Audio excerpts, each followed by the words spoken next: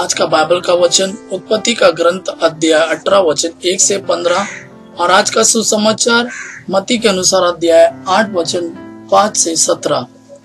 उत्पत्ति का ग्रंथ अध्याय 18 वचन 1 से 15। इब्राहिम मामरे के बलूत के पास दिन तेज गर्मी के समय अपने तंबू के द्वार पर बैठा हुआ था कि प्रभु उसको दिखाई दिया।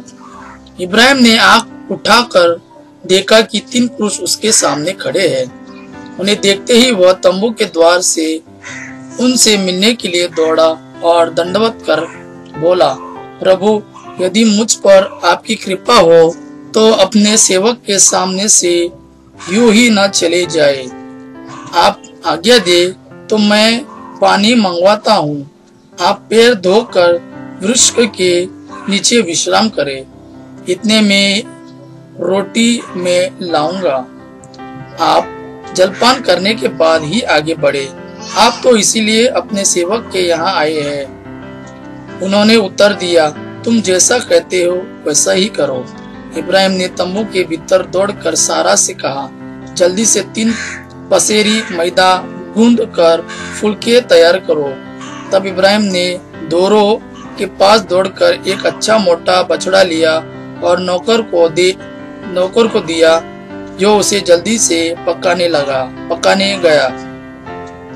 बाद में इब्राहिम ने दही, दूध और पकाया हुआ बछड़ा लेकर उनके सामने रख दिया और जब तक वे खाते रहे वह वृक्ष के नीचे खड़ा रहा। उन्होंने इब्राहिम से पूछा, तुम्हारी पत्नी सारा कहाँ है? उसने उत्तर दिया, वह तंबू के अंदर है। इस पर अतिथि ने कहा, मैं 1 वर्ष के बाद फिर तुम्हारे पास आऊंगा। उस समय तक तुम्हारी पत्नी को एक पुत्र होगा। इब्राहिम और सारा दोनों बूढ़े हो चले थे। उनकी आयु बहुत अधिक हो गई थी और सारा का मासिक धर्म बंद हो गया था। इसलिए सारा हंसने लगी और उसने अपने मन में कहा, क्या मैं अब भी पति के साथ रमण करूं? मैं तो मुरझा गई हूँ और मेरा पति भी बूढ़ा हो गया है। किंतु प्रभु ने इब्राहिम से कहा, सारा यह सोचकर क्यों हंसी कि क्या सचमुच बुढ़ापे में भी मैं माता बन सकती हूँ? क्या प्रभु के लिए कोई बात कठिन है? मैं अगले वर्ष इसी समय तुम्हारे यहाँ फिर आऊंगा और तब सारा को एक पुत्र होगा। सारा ने कहा, मैं नहीं हंसी, क्योंकि वह डर गई थी। किंतु उसने उत्तर दिया, तुम निश्चय ही हंसी थी। आज का सुसमाचार मत्ती के अनुसार अध्याय 8 वचन 5 से 17। ईसा कफरनहूम में प्रवेश कर ही रहे थे कि एक शतपति उनके पास आया और उसने उनसे यह निवेदन किया, प्रभु, मेरा नौकर घर में पड़ा हुआ है। उसे लकवा हो गया है और वह घोर पीड़ा सह रहा है।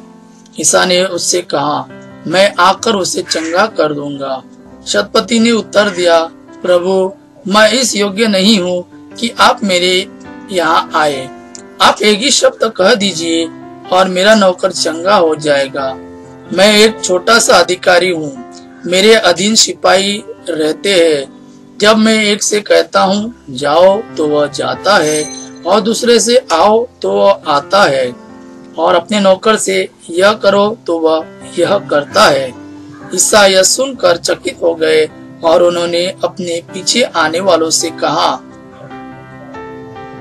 मैं तुम लोगों से यह कहता हूँ, इज़राइल में भी मैंने किसी में इतना दृढ़ विश्वास नहीं पाया। मैं तुमसे कहता हूँ, बहुत से लोग पूर्व और पश्चिम से आकर इब्राहिम, इसहाक और याकूब के साथ स्वर्ग राज के भोज में सम्मिलित होंगे, परंतु राज्य की प्रजा को बाहर अंधकार में फेंक दिया जाएगा, जहाँ वे लोग रोएंगे और दांत पिसते रहेंगे। शतपति से ईसा ने कहा, जाइए, आपने जैसा विश्वास किया वैसे ही हो जाए। और उस घड़ी उसका नौकर चंगा हो गया। पेतरुस के घर पहुंचने पर ईसा को पता चला कि पेतरुस की सास बुखार में पड़ी हुई है। उन्होंने उसका हाथ स्पर्श किया और उसका बुखार जाता रहा और वह उठकर उनके सेवा सत्कार में लग गए। संध्या होने पर बहुत से अवधूत ग्रस्तों को ईसा के पास ले आए। ईसा ने शब्द मात्र से अवधूतों को निकाला और सब रोगियों को चंगा किया। इस प्रकार नबी ईसायास का यह कथन पूरा हुआ, उसने हमारी दुर्बलताओं को दूर कर दिया और हमारे रोगों को अपने ऊपर ले लिया। ये प्रभु का वाणी है। प्रभु को धन्यवाद। अब्बा पिता की महिमा और पुत्र यीशु का प्रेम आप पर सदा सर्वदा बना रहे। आमीन।